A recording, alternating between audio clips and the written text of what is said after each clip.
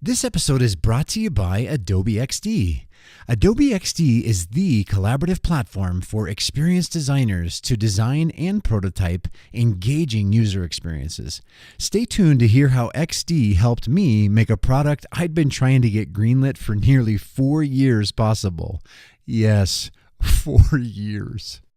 The passion for doing your best work is way too precious to be extinguished by an unhealthy creative culture or a negative environment. The human beings on the other receiving end of the experiences we're creating also can't settle for anything less than the best, as advocacy for people with disabilities being shortchanged. All those kind of things. Procedurally, personally, we cannot afford anything less than the best. Welcome to the User Defenders Podcast, where we interview UX superheroes who fight for the users in order to inspire and equip you to do the same. And now, here's your host, Jason Ogle. Greetings, User Defenders. Welcome. This is episode 4 of 4 in my Land a Job in UX series. I couldn't be more thrilled to wrap this series up with my buddy Justin Dauer discussing the ever-important topic of finding the right cultural fit. Because listen, Defenders, I know you, and I know that many of you are trying to get your foot in the door, and you're eager, and you're sort of ready to pounce on whatever door opens. And I totally get that. And I'm not saying that that's going to be the wrong decision necessarily, especially while you're trying to get your foot in the door. However, I will say that it will help you a great deal if you can buy yourself a little time to vet the company that you're looking to jump into and make a difference at. Because if it's the wrong culture, if they don't truly care about their people, you're going to be, even though you're going to be able to put something on your resume, you're going to be thwarted in your effort to make a difference, and that is unfortunately a fact. So stay tuned, listen closely, and take notes. This is a really important episode. It could quite literally save your life. So check it out, and please enjoy. I'm glad you're here. Welcome to this very special episode. This is an addition to the important Landing a Job in UX series that I have going on here. There's some incredible guests, and my guest today is certainly no exception. He is also a friend, which is great. So this feels more like a conversation. Like I don't feel like as nervous, like I got a TT as often, because I have my friend on the other side of this, Justin Dauer. So Justin is he's a Chicagoan, a proud Chicagoan at that. And I'm going to touch on some bullet points here through his bio, and just so you can kind of get a sense. He was with me. He's a repeat superhero, which is, I love having repeat guests on the show. And he was in a very important interview all about his new book that was just released called Cultivating a Creative Culture. And so I highly recommend checking that one out, Defenders, after this. But yeah, so that's when we talked last, but we're going to really drill in on the whole kind of interview side of finding that right culture for you as a creative person. So he's been at this for a couple decades plus. And so he's seen the evolution of the web. He's seen the evolution of this field. And he is a vice president of UX and development for a company called BSwift. But he's also got many side hustles. He's a super creative guy. He's got a lot of things going on, irons in the fire. And he's a speaker. He actually keynoted the Midwest UX, which was incredible, by the way. We'll link to that as well. And let's see. Also, the host of the podcast called Creative Culture, right? Is it Creative Culture? Creative Culture Podcast. Correct. I should know this because I'm a co-host. You're in the ballpark. That's all right. Okay, great. Yeah, and that's been fun. I just joined Justin about 2 episodes ago, and so we're kicking it off this new year as well. So we'll be sure to keep tabs on that. And as far as the last time I checked, he eats a bowl of cereal every night before bed. Every night. Night. Yes. Do you still do that? I do. That is an evergreen factoid, so you could always pull that one out for sure. Awesome. All right. Well, awesome. I think that's an apt enough introduction to you, my friend. And we're talking about finding the right cultural fit. What does that mean? And can you define that for us listening? Can you define that? What is a cultural fit? Yeah, absolutely, Jason. First of all, thank you for the intro. I appreciate the kind words. Absolutely. Cultural fit. I mean, it's kind of a broad thing, and in some ways, defining cultural fit. I mean, that is. There are certainly some core tenets of a healthy creative culture, but that it can also be a subjective thing based on what people get the most value out of. That said, to me, a cultural fit can be defined as the environment that will ultimately best respect your humanity and your uniqueness, facilitate your growth in your craft, and ultimately support you doing your best design or programmatic work. So those are broad buckets, admittedly, but if you dig into that a little bit, like I said, humanity and uniqueness, that could be qualified as work-life balance or diversity and inclusion in team composition or even processes you're advocating for human beings. Growth and craft, that could be career development. That could be conference, offsite camp offerings, things like that, association memberships. Support in doing your best work. Does the business have a healthy product development lifecycle process? E.g., are you making things look good? And I'm air quoting, you can't see that, making things look good, or are you advocating for human beings holistically? Is time being given to refuel or recharge? I like to say, are you given time to pause with intent in the office space? Are you given time to mutually inspire one another? Is leadership collaborative, empathetic? Are they invested in your growth and success? Or on the other side of the coin, are they ego-driven micromanagers? So, that's a fairly bloated response, but to the core aspect of, respect toward your humanity and your uniqueness, facilitating your growth and support. You look at those three words: respect, facilitate, and support. Those are the three action words, and I think those are kind of the three things you want to, make sure are keenly there in any cultural fit based on how you define it. Okay, that is very helpful. I appreciate that on the outset because that gives us kind of a good understanding of sort of what we're going to be talking about today. Why is it vital, Justin, to find the right cultural fit, especially as a designer or a developer? Sure. I mean, there will always be trends in what we do, just to get a little macro for a second. So with UX, there's trends in process and deliverable. Wireframes are everything, wireframes are nothing. Or, there are always, read-me kind of headlines in that sense. Visual communication, there's design language, or there's the animated lava lamp GIF. There are always trends in what we do. Human-centered design, the empathetic human connection is something that's timeless. That is something that is evergreen. So finding the most apt cultural fit, which of course is inclusive of connection, of project process, support for growth, like we just talked about. That needs to be paramount in a designer or dev's job search. I mean, this is the business that is going to support you and the work you do and your evolution. So, you might look for things like a job title that is the best fit, and of course that's a factor in it. But a culture that is going to support you keenly as a human being and in process and growth, that is why it is absolutely vital. And I want to take a second to plug your book because it is so good. It's Cultivating a Creative Culture.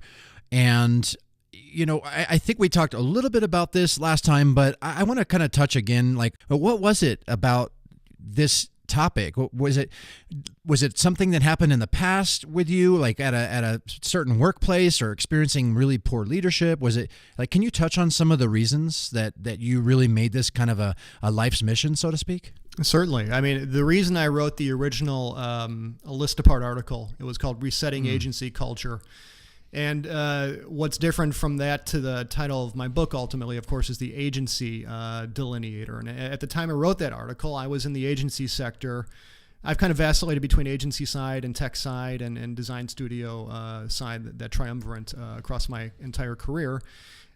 Agency side always has some inherent, at least in terms of my exposure, some inherent issues culturally. So I wrote that article because I was feeling it at that point. That's where I was at with my role and my evolution as a designer and in my career. So I wrote this article. I pitched the idea to a list apart it resonated with them. I worked with their awesome editorial staff to, bring the piece to fruition, and it really resonated. This was the eureka moment with me. It really resonated transmedia.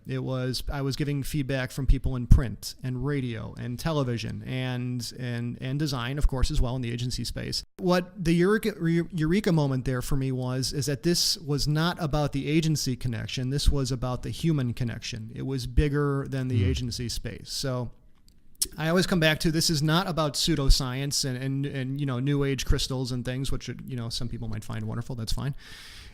This is about tying back to human-centered process, human-centered connection, human-centered growth. And this is something, you mentioned my job title at the beginning, VP of Human-Centered Design.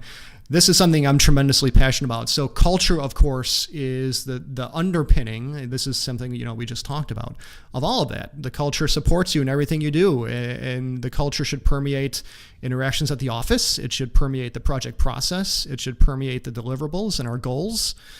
So that was the kind of the foundation for writing this book. And, I mentioned this when we were talking off mic earlier, that I'm working on the second version of the book now that gets more into the human-centered design side of things and how that is a core part of this kind of connection as well. So human-centered design is, my true passion and what my air quotes day job is, but the culture and a healthy creative culture surrounding it is absolutely paramount. So that's why I evangelize that so much, because really these are all just pieces of the same puzzle.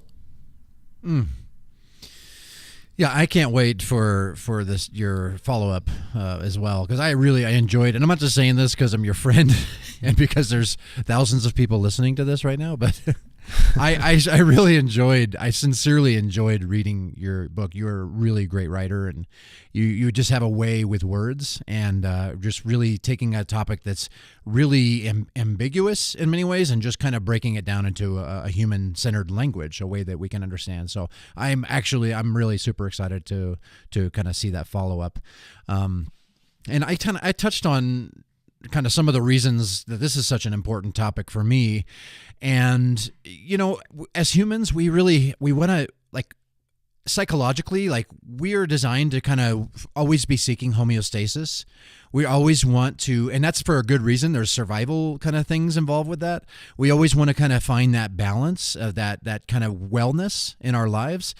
And I was just kind of, it's been several years since I had that awful experience that I described in our earlier interview. Yep.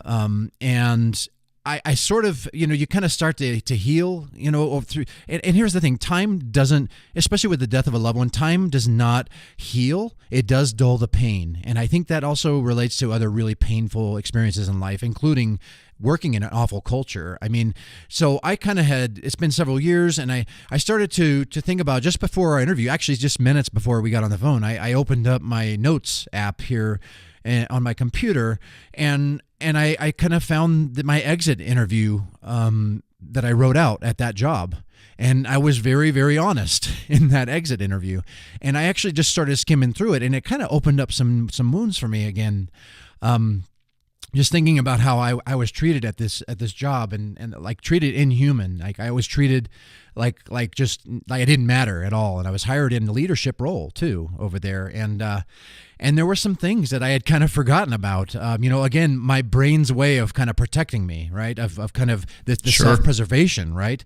And there were a couple things that I had actually kind of forgotten about because they hurt so much. And one of them was the fact that, on the way out, and again, Defenders, check out, I don't want to go into the whole story, but you can check out our Justin and my first interview at userdefenders.com/CCC, and you can hear kind of a little bit more of that story. But one of the things on my way out of this role, it wasn't just that, even though budget was cited for me being let go, he was hiring new people into my department. In fact, a guy to replace me. It was so blatant. It was so just dehumanizing. Dehumanizing. That's a great segue. When I have when I have a team member come to me and, someone is having trouble with process, or someone's having trouble with a deliverable or something, someone on the other side of someone we're interacting with, client or internally, and, there's some trouble there. I always bring that human-centered, when we're doing a human-centered design process and we're doing observation and we're doing, we're analyzing or we're doing research, we have to put ourselves in the shoes of the other people we are advocating for or designing for.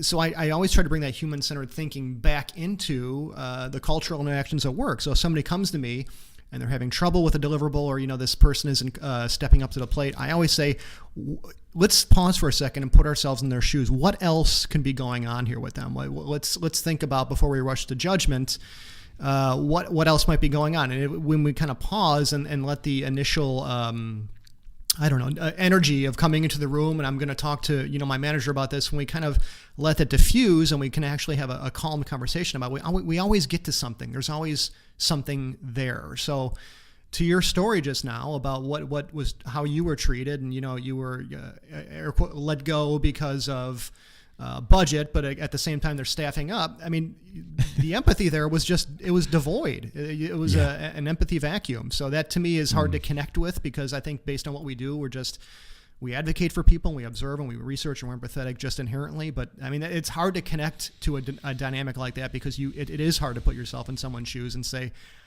you moved I remember this story. You moved your family across the seaboard effectively, and you were, this is how you were treated, and that, right. At the time, I can't put myself in your shoes. I'm sure that was insanely challenging, but look where you are now, and look how you built yourself back up, and you use that experience as a learning experience, and you've grown from it, and that is so key.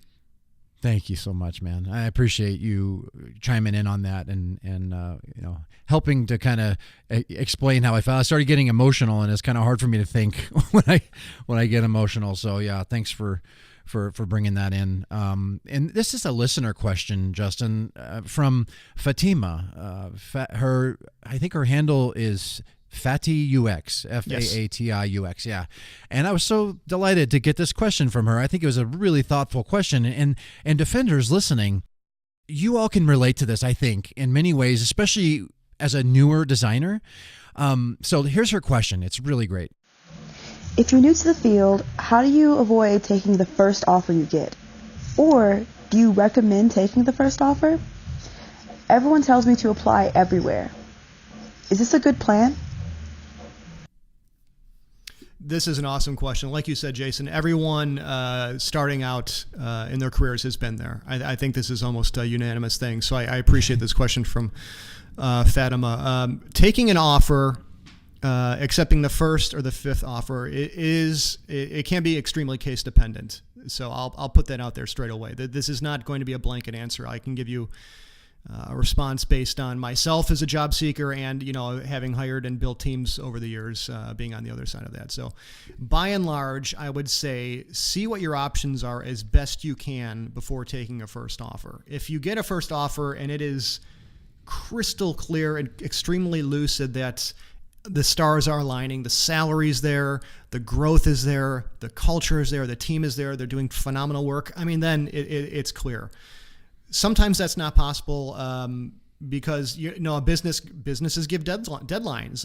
A business is a business. They have to staff up, so they'll say, I need to hear back from you by, you interviewed Wednesday. Here's your offer. We need to hear back from you by Monday or Friday, and then it's challenging at that point. And you might even think, what kind of business would give me a deadline? So this answer I'll tell you is going to be a little muddy. So there's that side of things. We can circle back for some clarity. In terms of applying everywhere, first and foremost, pick an industry or a business or a cause that you're passionate about. This one I can speak to with extreme clarity, because this is the business that is ultimately going to support you completely. Is this agency work? Is this healthcare, where the healthcare system in our country is a mess, more so now than ever? Is it studio projects with a wide range of clients? This business, and I just said this, will be the home to your abilities, your passion, and the evolution of your career and your work for the next X number of years. So you have to choose wisely in this capacity. The business's pillars and their business and their process will be the lens through which your design is produced. And that is an absolutely precious process. So certainly don't put all your eggs in one basket. I would not apply to a company just because the role they're promoting matches a title that sounds good or matches a title that sounds apt per your career evolution. Be very selective in your applications, even if they're copious. So sending out, applying everywhere, yes, but to a point, apply everywhere that is a good ultimate fit for you. Because if they extend you an offer and you go in with that momentum, you don't want the surprise to happen with you. And that's happened to me. I believe that's happened to you. You're hungry at that point, either literally or to grow. And when a company either throws a lot of money at you or they respond quickly, there can be that feels good, and the synapses are firing at that point, and it feels, this company wants me, and there's a lot of money. Dopamine, serotonin, yeah, exactly. Neurochemicals fire on. Yeah, you're right. So I said pause with intent before, and I use that towards dynamics in the office. I use that in business. Pause with intent here on getting an offer too, and pause and think about what the implications are here. Even if you're just coming out of a role. Or coming out of school, I should say, or you're exiting a role and it's toxic and you apply to one and you get an offer. Of course, the first thing is going to be, now I can jump ship. I'm going to take this role. It's a challenging thing, and I'm not saying it's a trivial matter. It's a non-trivial thing to pause and say, is this ultimately the right fit? Because, like I said, this can have long-term implications, and we'll talk about not settling later and things like that with your career evolution, but again, certainly apply liberally, but make those liberal applications roles that you ultimately would find a good fit for you holistically. That's so good. For example, and this is just something off the cuff here, like I feel like a lot of us as designers, and I raised my hand too because I did the same thing. We see a company that's doing awesome things, and they most commonly have a large brand attached to them. It's a big brand name, and a company that's innovating, doing exciting things. And of course, as designers, we're drawn to that. I want to be a part of that, and that's awesome. It is awesome. But I want to use Apple for an example, right? Let's say Steve Jobs' Apple. Dude, that guy changed the world with his leadership on technology, and many humans in the world have one of his products in their pockets right now. But we don't know what it's like to actually be indoors and like working under a leader that may not be a very good one. May not be, and that's putting it lightly. And certainly we know Steve Jobs was an incredible innovator, but word has it he was also kind of a jerk, to his people. He kind of treated his people pretty terribly sometimes. So I guess what I'm trying to get to is, what are the best ways to vet a company culture before we even start submitting our resumes and blasting out our resumes? Are there techniques that you found that are really helpful in this process? That's a fantastic question. Let's start with bigger brands. So I won't hone in on a brand specifically, but you cited Apple. So let's say any large tech firm that, like you said, is doing good work and is changing the industry and is innovating, and it probably seems externally like a great place to work, and you start doing your research. So first I'll say do research on your business. So you start doing your research, and you see, okay, they're doing awesome work, and the work is siloed out into this unit and that unit, and there are different product categories. And look, they have sleep pods. If I'm overworked, hell, I could go in this little sensory deprivation chamber and sleep on the job. Or I noticed that if I have to work late, they'll send a cleaning crew to my house, or they'll pay for a cab, and that on the surface sounds awesome. But yeah, every meal provided. Yeah. Here's the thing. Here's the pause with intent again. Think about what is the other side of that. The other side of those perks can be, I won't say this is universal, it can be toxic, and that is setting your expectation that you are signing your life away at that point to always be at the office. The sleep pods are conducive to pausing because you're probably overworked and staying past 5. Why are they sending cleaning crew to your house? Because you're going to be there. You're not going to be home to do your own cleaning. Or why are they paying for a cab? Because maybe public transportation is dried up by the time you have to get home. So I'm just saying, go in when you're vetting a company, do not have blinders on any capacity. Just because the brand sounds great and you have this product in your pocket, or you have the logo on your shoes or something like that, you have to dig into what might be the other side of those factors or their perks. So doing research beyond a 1 to 2 paragraph description about this business on a LinkedIn job ad is huge. Don't just let the marketing copy define the lens through which you perceive this company. So their brand story, how they position themselves, their work, their culture on their site, their pillars through which they produce work or perceive themselves, those things are absolutely key. So I said brand story. A company tells its brand story outwardly to connect to its users and to keep them engaged and to build relationships. How the organization came to be, why its employees are charged to come to the office, why they produce the work that they do. So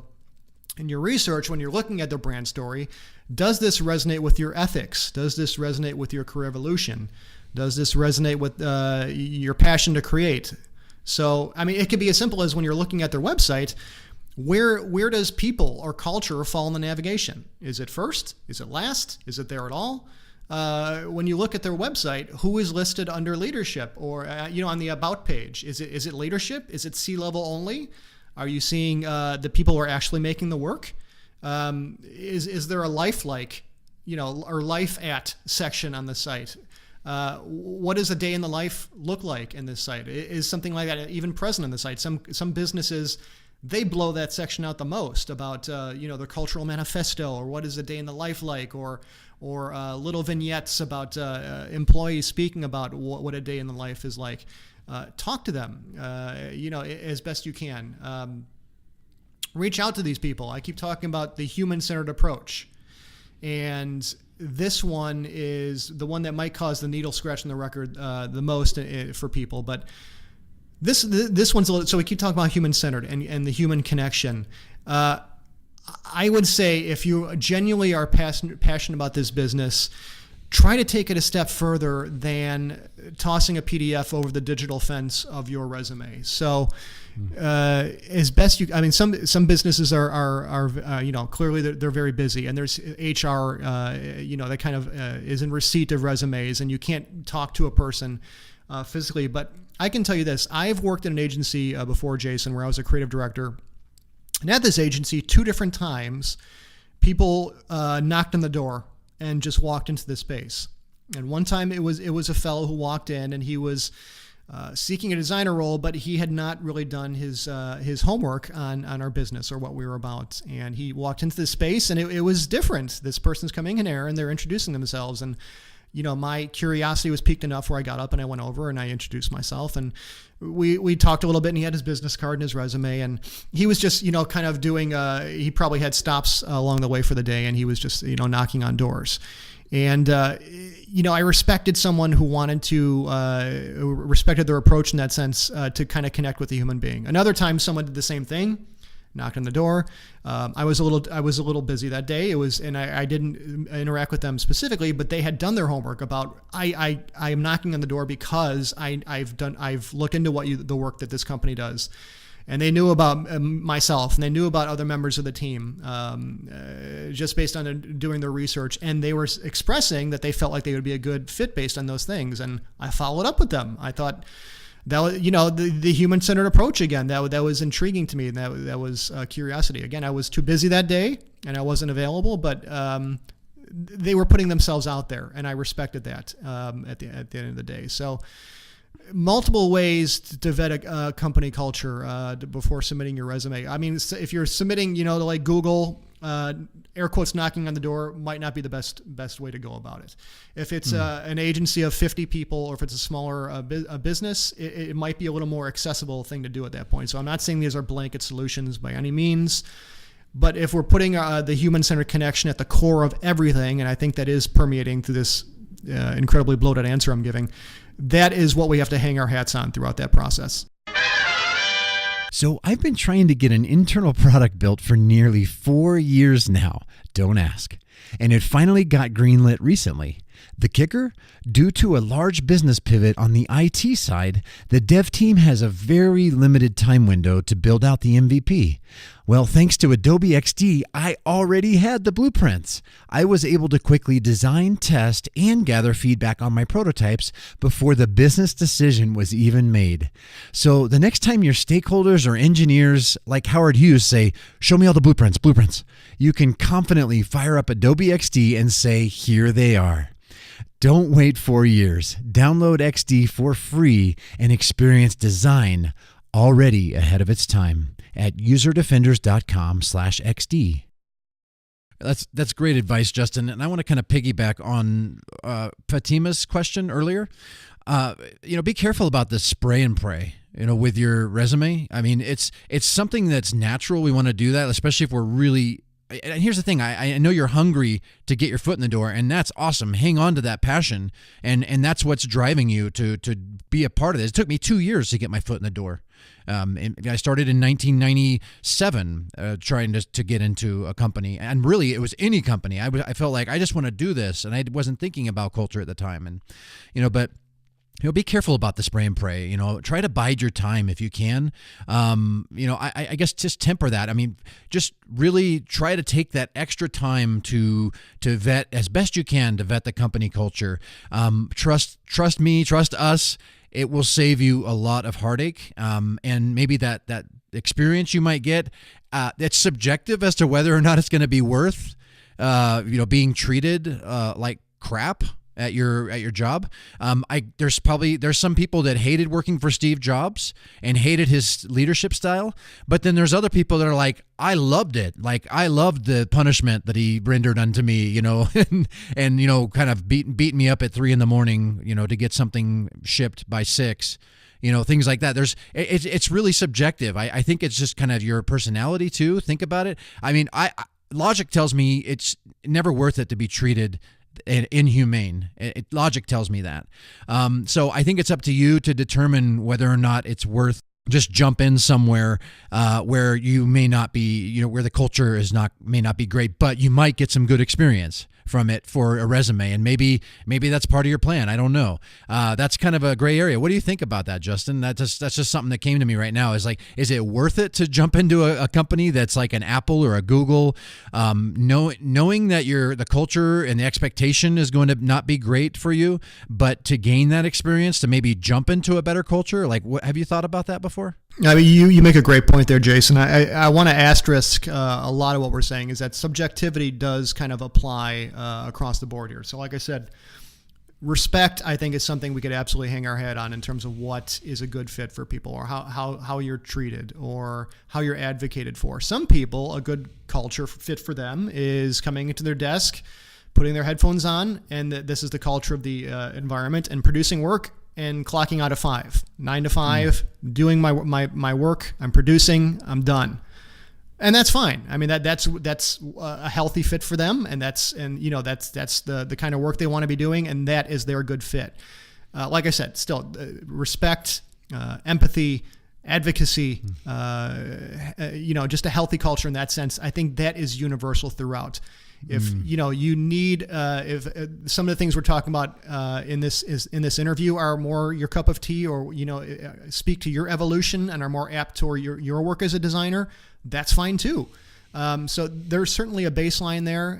Like you say, getting your foot in the door towards a company, as long as, like I said, your blinders are off and you know what you're getting into. Apple, I'm sure their culture is great in many respects, but at the same time, it is a product-driven company, and we know what is inclusive many times of culturally what a product-driven company, or an agency, like I talked about before. So just having a crystal clear view, the long view of what is going on there, as long as that's present and you can hang your head on that, then I think that's perfectly fine. In your book, you talk about the mutual interview.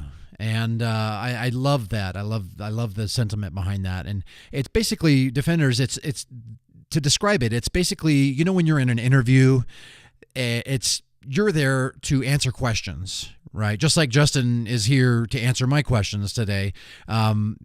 It's kind of that same sense. But typically, how often do you actually do you realize that you're going to have a chance to ask questions too? Like, and so typically at the very end of the interview, the interviewer will ask you, "Hey, we're done here now. Or do you have any questions for us?" Do you want to kind of describe what that is and why that's important? Why we should always be prepared to answer those questions with thoughtful questions ourselves? Yeah, absolutely. So I say the mutual interview because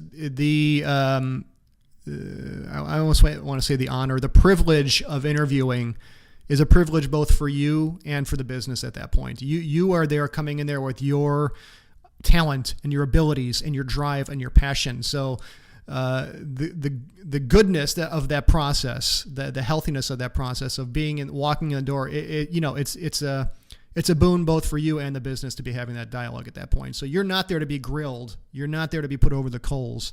It is a mutual dialogue, and that, hopefully there's a give and take, and it's an organic flow, like you said in our conversation now during the interview. But if it comes to at the end where it's kind of saved up, okay, I've done most of the talking. Now, do you have any questions?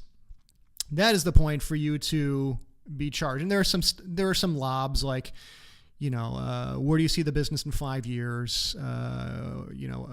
Things like that. Some standard, if you Googled what questions asked during an interview, you'll get a bullet list of a top 5. But pick some things at that point that are important to you and ask them. So, for example, is the ability to work remotely something that's important to you? Like working from a coffee shop. So, can I work from a coffee shop? Sure. And then you say, really? What days? How often? What coffee shops? Do you have any that you recommend at that point? So, bring the dialogue down a notch from this is an interview, I'm being grilled, and make it a conversation at that point. And also, by making a conversation, then you should expect genuine answers back. If you say, "Oh, you can, what days?" And they're like, maybe on second thought, maybe it's like once a month. Or, you should get a degree of candor at that point. Once you bring the dialogue down from interview mode into conversation mode, genuine responses tend to be more conducive at that point. Revealing responses, I should say, on the positive or the negative. Or, are people here past 5 o'clock often? If work-life balance is important to you. Or, I was walking. As I was walking in, I saw there were cots in the hallway. Are people sleeping in those cots? There are things like that. I mean, this is your opportunity to get a window into or a peek behind the curtain about what the culture is, or things that are important to you. Is career development important to you?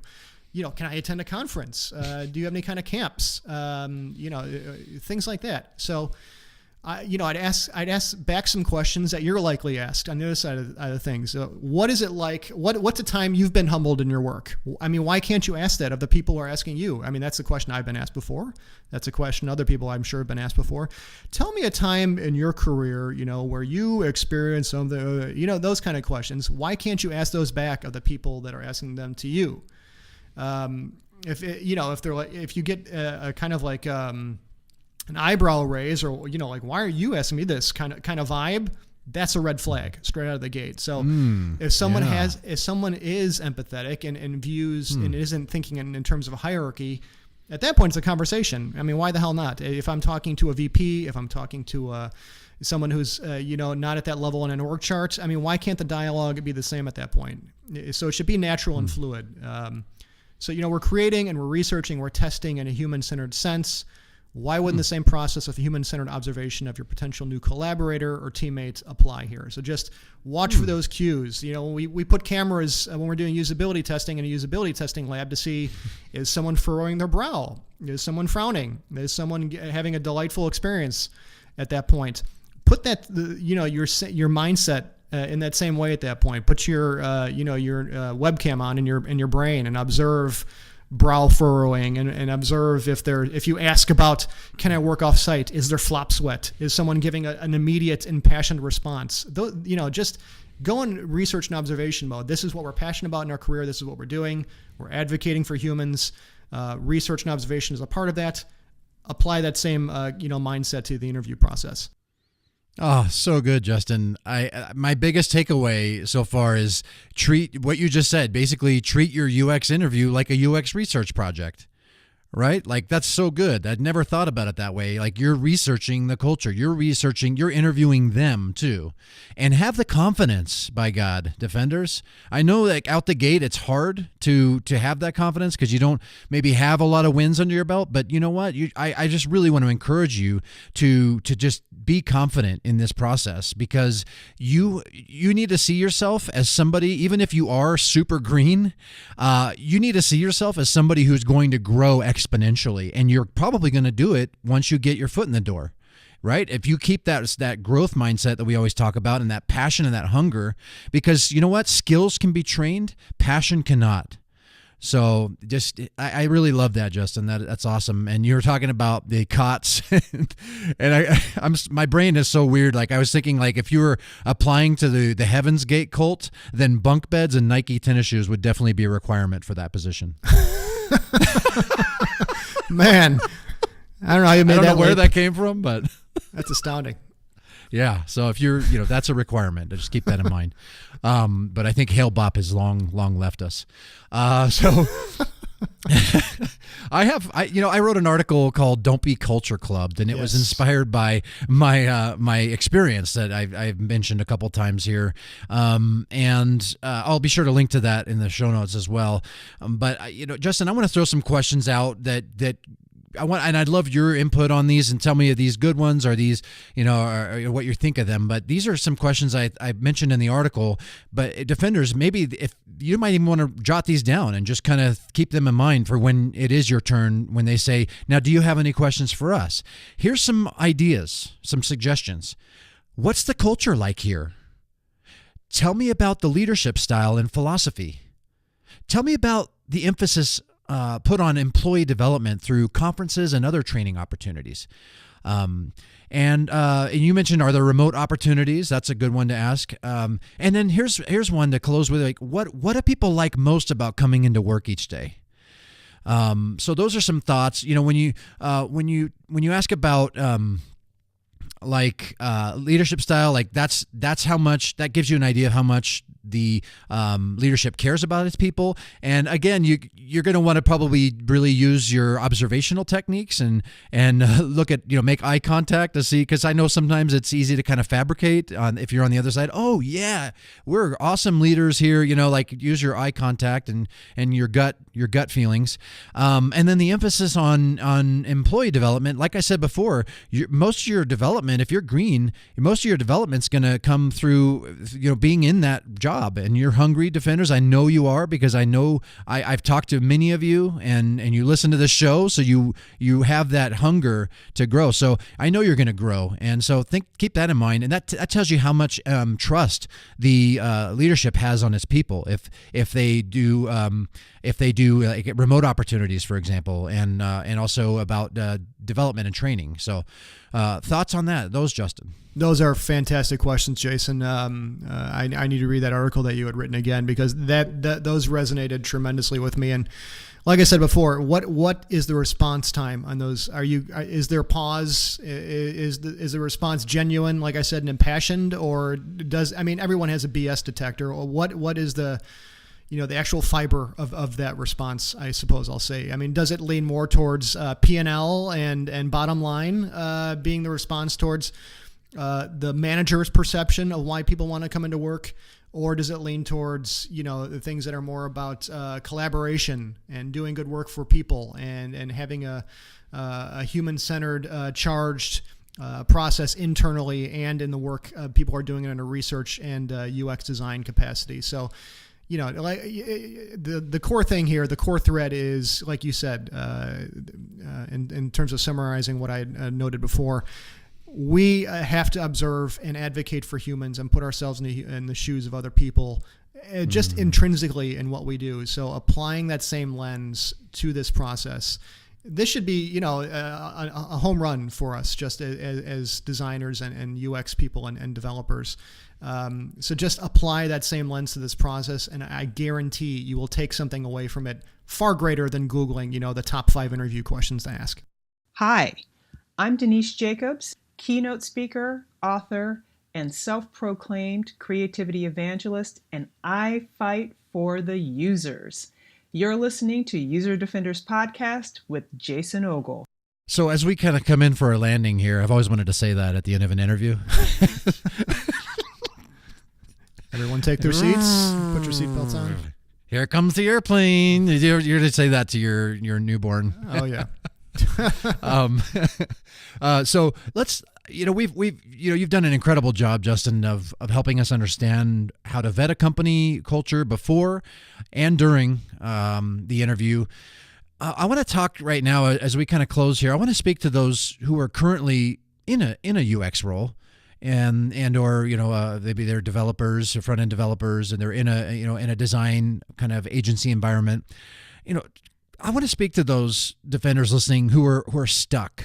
They're in a cult. They know their culture's bad, and unfortunately, the blinders may have been on when they got in as to what it was really like being in their 9 to 5, or even remotely. There can be a bad culture remotely as well. So I want to speak to those people right now, those designers, those developers who are just stuck. And they know it, and they're being treated like a cog in a factory instead of a human and a difference maker right now. What advice do you have for those defenders listening? I suppose I would summarize it in 2 words, Jason. I can expound upon this, and that is don't settle. Don't settle. Never. It sounds like the most obvious thing, looking out for number one, but it can be also the hardest thing because we're just conditioned to think, this business invested so much in me and they're paying me and I've been here for so long, or, hell, on the other side of things, I've only been here for a month, but I went through the whole process of, going through interviewing and I've told all my family and friends, and that could turn into 6 months, and that can turn into 2 years, or that could turn into 6 years. And, it becomes an abusive relationship where that feels like the norm, that, this is just how businesses operate and this is how I should be treated. Absolutely not. Don't settle. So instead of looking back, I can, say this with years behind me at this point, instead of looking back on years of compromised work, of industry burnout, this is all we would talk about, seeking out the companies who are doing it right, because they are absolutely out there. The passion for doing your best work is way too precious to be extinguished by an unhealthy creative culture or a negative environment, because not just for ourselves, I said, look out for number one, but the human beings on the other receiving end of the experiences we're creating also can't settle for anything less than the best. We talk about not just healthy design or effective visual communication or, effective programmatic work, but what about, is accessibility being shortchanged? Is advocacy for people with disabilities being shortchanged? All those kind of things. Procedurally, personally, we cannot afford anything less than the best in terms of being facilitated doing our best work, in terms of doing the best work for the human beings who are interacting with the experiences we're crafting. You cannot settle for anything less than what is the best for you to do your best design or programmatic work. So if it's a bumper sticker, if it's a t-shirt, if it's a tattoo, don't settle. That is my advice. Oh, I love it. I've got nothing to add. That's it right there in a nutshell. Just never settle, defenders. You are far too valuable. You are far too important, and you have far too much of a difference to make in this world. And we need you. We need you to do this work. We need you to help make things better. There's always going to be room for improving this world. This world is poorly designed. It's not designed for us, and we need you to get out there and do it, but we need you to be healthy when you do that. You can't do your best work in a terrible culture. It's just not possible. So, Justin, thank you so much for being here. I want to ask you, how can the defenders connect and keep up with you? Thank you as well, Jason. As usual, I appreciate our dialogue immensely. In terms of connecting, I'm at Pseudo-Room, Pseudo Room, on effectively all social media. So reach out that way. Pseudoroom.com is also my personal site. And then you mentioned my book, Cultivating a Creative Culture. That is the culturebook.com. And like you said, our podcast is on there, Creative Culture Podcast, the latest news, and of course, things having to do with the book. So I would love to stay engaged with everyone who's tuned in, or if you have any feedback, if you think this has been helpful, if you think this has been BS, I of course love to engage with feedback on either side of things so I can evolve myself. Yes. Yeah, same here. Tweet your takeaways and tweet your challenges if you have them, or contests with anything we've shared today on Twitter. We'd love to engage with you, and this is a really important conversation, man. This always will be. And I'm thankful to see a lot of companies kind of understand this a lot more, especially more creative-driven companies. And I think there has been a nice shift, but there's still much more work to do, and it all begins with leaders, honestly. So, thanks so much, Justin. Again, I totally agree with you. Like, I love our conversations. This has been so rich for me. I've learned a lot too, so I thank you. And hey, my friend, as always, I just want to say, fight on, my friend. Thank you, sir. I'm going to go Google Hail Bop right now as well. It's been a while. I need to catch up on the trajectory of where Hail Bop is at.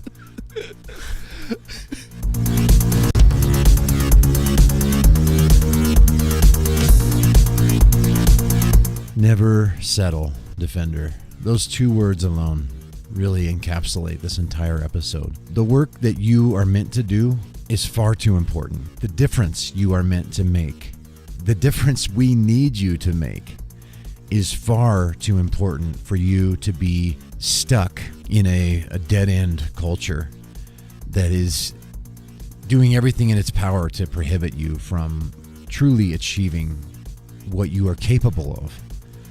I hope that everything that was shared today was impactful and can be used as ammunition in your fight to find the right cultural fit. Please tweet your takeaways, Defenders. I'm at User Defenders. Justin is at Pseudo-Room. We'd love to engage with you on what was mentioned in this episode. This has been a wonderful series. I'm so glad that I kicked off this season with this series, and I hope it was super rich for you. I'm glad it exists now. It's there for you anytime you need it, Defender. Anytime you need to kind of come back to this information. I mean, like I've said several times probably in the series, even if you're not just trying to get your foot in the door, which I know many of you are, listen, all of us are one conversation away from needing these resources again, from needing to know how to get our foot back in the door, to build an effective portfolio, to interview like a boss, and to find the right cultural fit. So I appreciate you, Defenders. I'm so glad that you're on the other side of this and that you allow me into your earbuds and my guests and this content, and I just couldn't be more grateful. So I sometimes I don't say thank you enough, and I thank you for being on this journey with me. I appreciate you. More to come. We're about halfway through the season now. I think the next episode is all about UX writing, which I'm super excited about. So stay tuned. Make sure you're subscribed. userdefenders.com/subscribe.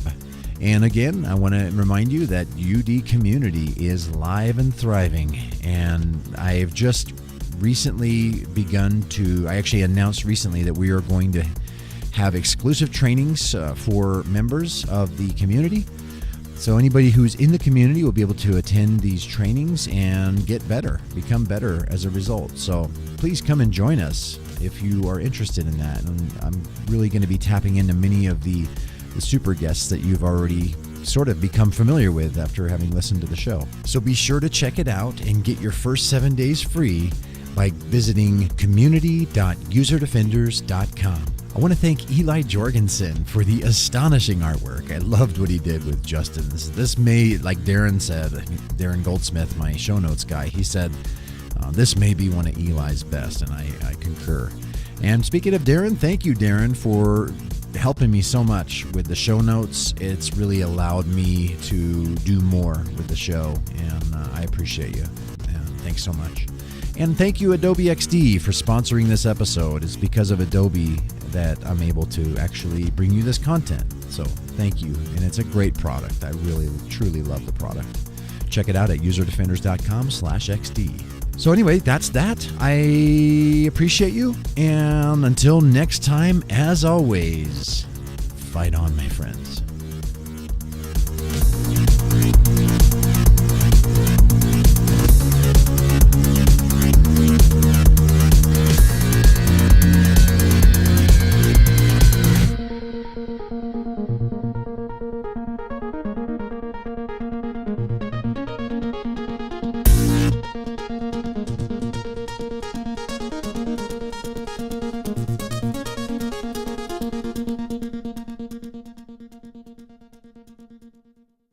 And we're out.